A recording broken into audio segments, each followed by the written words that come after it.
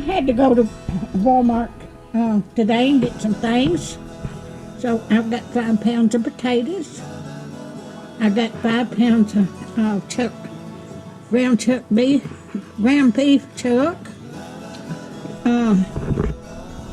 I got some stewed tomatoes, and I'm going to make a banana pudding. So I got some pudding mix, and there's my bananas.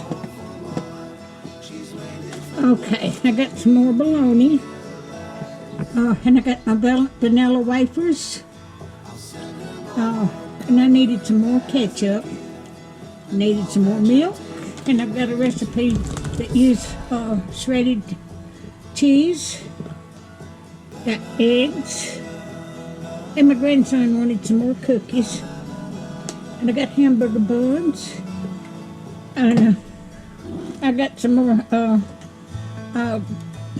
spaghetti sauce, and I got some bread because I was out of bread. Okay, I've got some toilet paper, and I bought 3 packs of this. Okay,